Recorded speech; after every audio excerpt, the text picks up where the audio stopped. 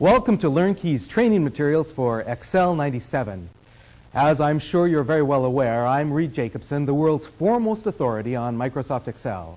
And because Excel is such a tremendous product, you need to prepare yourself for probably the most phenomenal training experience of your life. I've collected here a number of questions from people about Microsoft Excel, and I'm going to go through and answer those questions for you. Let's start with the first one. When I start up Microsoft Excel, all I see are boxes all over the screen. What are all those boxes? What are the boxes? The boxes are the very essence of Excel. Let's start up Excel and look and see what those boxes are good for.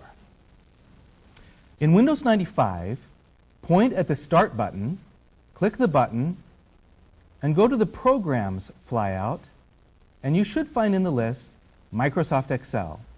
If it's not in the list, you'll need to install it. Click Microsoft Excel to load the program. And there are all those beautiful boxes.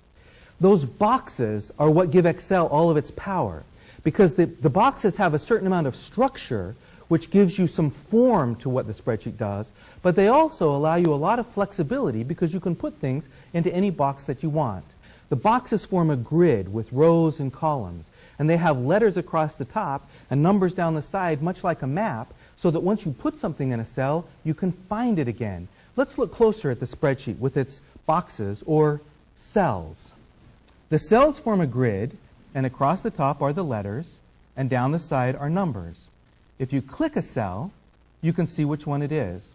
Notice that the column heading becomes slightly bolder to show that this is in column D and in row 5. You can also look over here in this area above the letter A. It's got a tip by it that says it's the name box that shows you that the address of this cell is D5. And the address of this cell is B3. This address becomes very important because it's a way for you to know which cell you put something in. Excel has 255 cells across and 65,000 some odd cells vertical. That gives you a lot of space to be able to put things into and build things that can be very useful to you. Let's go on to the next question. What is a spreadsheet good for? You know, I think it would be more effective to say, what is it that a spreadsheet is not good for, because that would be easier to answer. It's a much shorter list. Let's look at some of the things that you can do, or that people commonly do with a spreadsheet. The first purpose for a spreadsheet was accounting. Accountants always need to double-check their numbers. Now, before you go and say, I'm not an accountant, I don't need to learn this, let me point out that accounting is any time that you need to go back and look at your numbers and double-check them. For example, think about an old check register, the kind where you record the checks and you put the values and you have to keep your running total. What happens when you go back and find out that you misentered the value of a check?